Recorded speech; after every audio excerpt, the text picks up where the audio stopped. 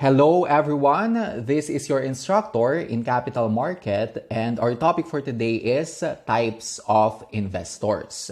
In this video, I'm going to discuss the different types of investors for startups.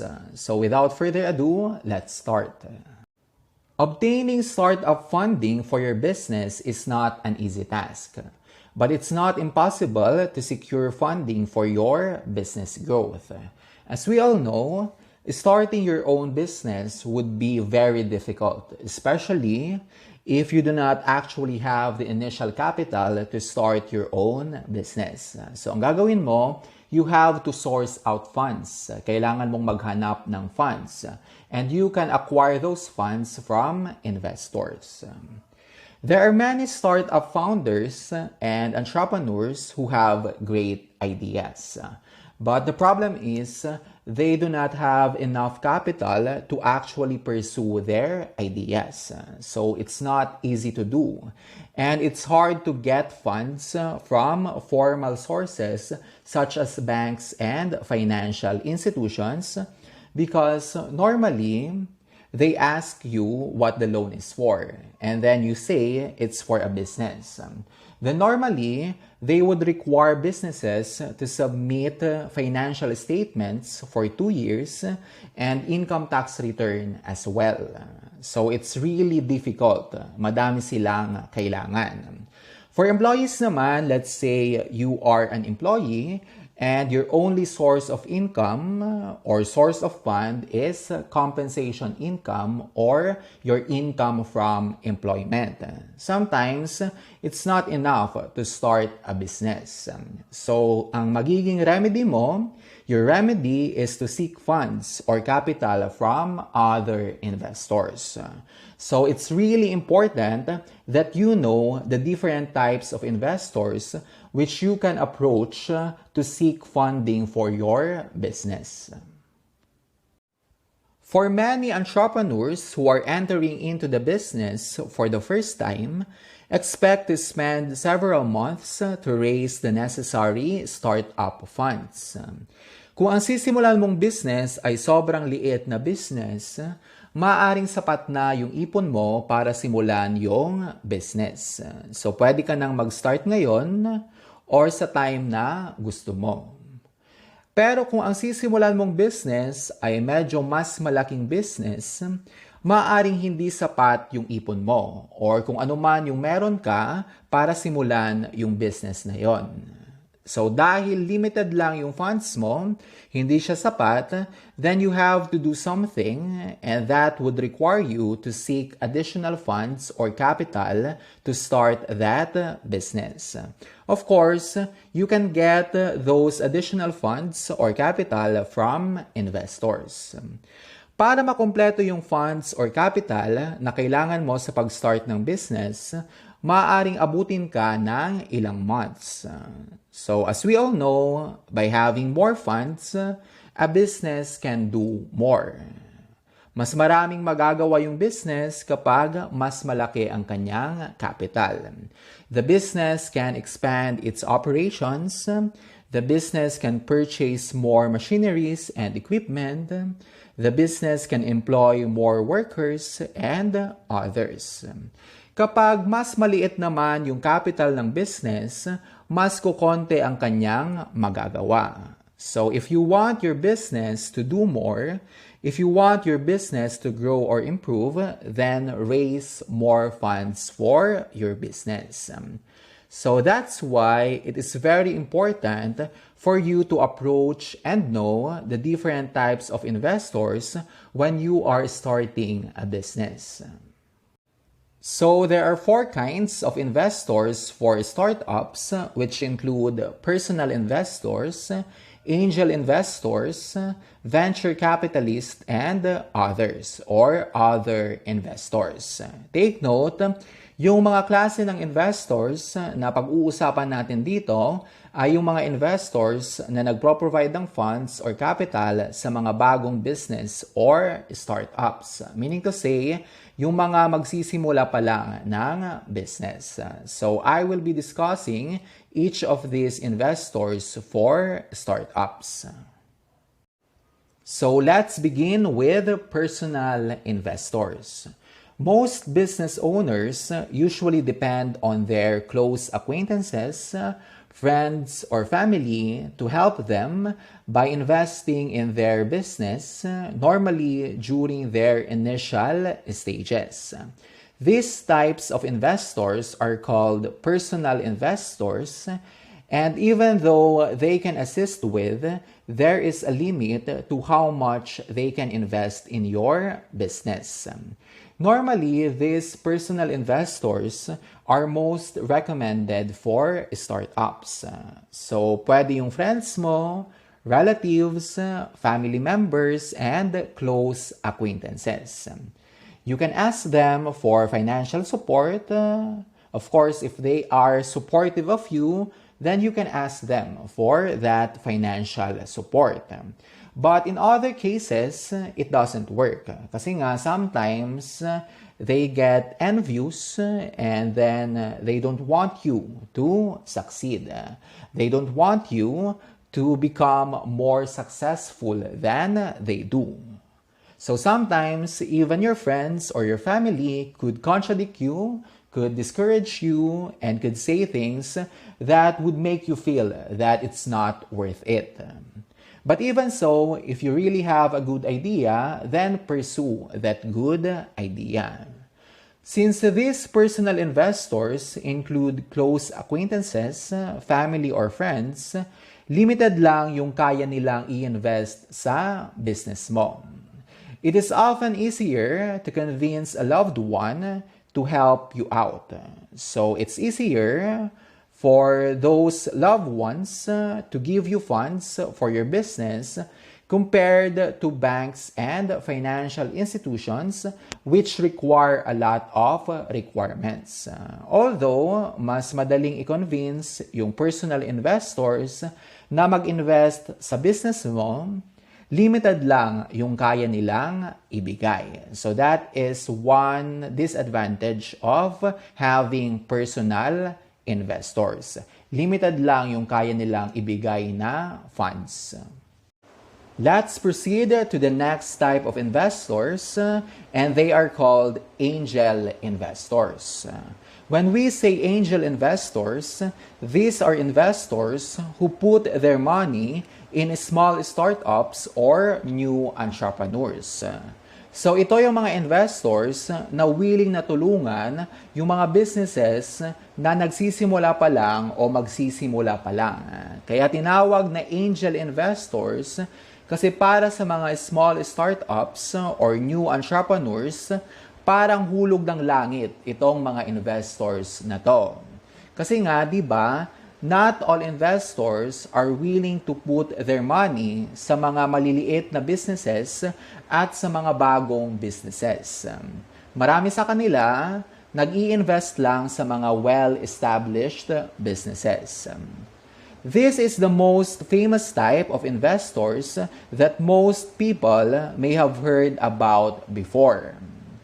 Angel investment is normally either a one-time off funding for the business to propel or an ongoing investment to support and take the company ahead in the initial stages. Kapag sinabing angel investment, as the term implies, ito yung investment ng angel investors. So pwedeng yung investment nila ay isang bagsakan or pwedeng pakonti-konti, but although pakonti-konti, their investment is still an ongoing support or an ongoing investment. Angel investors usually offer much more favorable terms as compared to the other types of investors. They offer much more favorable terms because, first, they know how difficult it is to start a business. Alam nila kung gaano kahirap mag-start ng business. Second, they have experiences as well, so they are more lenient when it comes to repayment terms. And third, they only provide investments to businesses which have ideas that really have the potential. So hindi lang din basta-basta nag-o-offer sila ng investment sa mga small startups or new entrepreneurs. Dapat yung ideas ng new startups or new entrepreneurs ay may potential din. Actually, these angel investors are not expecting too much during the initial stages. Ang talagang purpose ng angel investors ay matulungan yung mga small startups or new entrepreneurs. Kasi kung magiging successful din lang yung mga new startups, yung mga small startups or new entrepreneurs, then magiging advantage din lang nila. So initially, their purpose is to help those new entrepreneurs or small startups to grow. The angel investors invest in entrepreneur opening a business and not the viability of a business. So yun nga, they are putting their money sa businesses na nag-i-start pa lang. They are not really focusing on the viability or feasibility of a company. Hindi lahat ng businesses na nag-o-open ay may feasibility study. Yung iba, nag-o-open sila ng business without a feasibility study. You know what?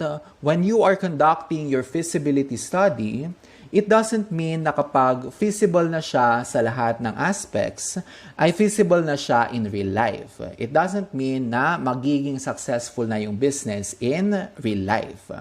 Yung feasibility study, guide lang siya. Hindi assurance na magiging successful na yung business. Some of the information kasi sa feasibility study ay estimates. Let's say, sa financial aspect, gumagamit tayo ng amount and rates at yung amounts at rates na yon ay estimates. Since estimates yung mga yon, hindi pareho yung mangyayari in real life.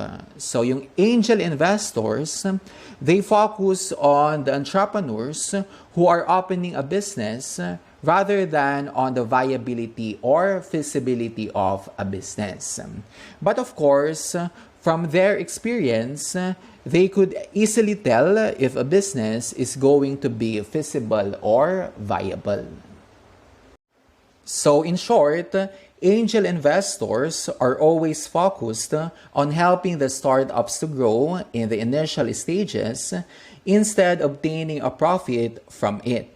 So yung initial purpose nila is to help new businesses to grow. Yung pag-obtain ng profit, kumbaga, ay secondary purpose. As a matter of fact, angel investors are also referred to as business angels, seed investors, private investors, angel funders, or information investors. This is because they are much easier to deal with, they do not expect too much, and they are there to help startups grow and not for profit alone. Let's now proceed to the third type of investors, the venture capitalist. When we say venture capitalist, a venture capitalist is an investor who offers capital to the startups that are believed to have long-term growth potential. So ito naman yung mga investors na naninigurado. Ito yung mga investors na hindi basta-basta nag-i-invest sa mga businesses. Mag-i-invest lang sila sa mga businesses na sa tingin nila or alam nila na kayang mag-exist for a long period of time. Venture capitalists are normally investment banks, well-off investors, and other financial institutions. Even though this is a risky way for investors to put in their funds, a successful payoff is worth it.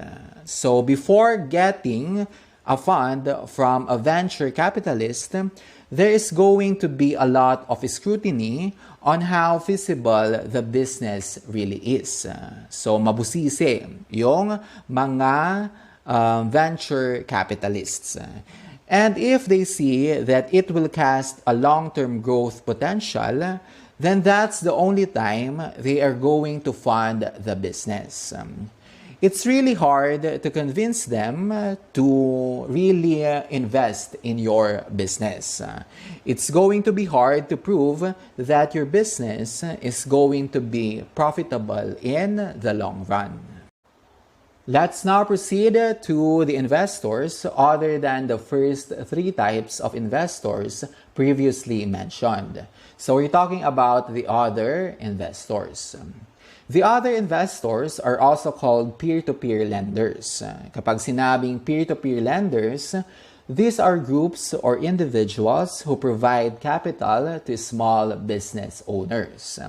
But to obtain capital from this type of investors, the owners would need to apply with companies that are experts in peer-to-peer lending. So, hindi rin basta-basta na magpo-provide na lang sila ng funds. Kailangang mag-apply din yung business owner sa mga companies na expert sa peer-to-peer lending. So, may approval process din na magaganap. As soon as the owner's application gets approved by the company, the lenders would then determine if the company is right for their investment or not. So it doesn't mean na approved na yung application ng business owner ay automatic na mabibigyan na siya ng funds. It still depends upon the lenders if they want to invest or provide funds for that applicant or business owner. So again, there are four types of investors for startups, and they are personal investors, angel investors, venture capitalists, and others or other investors.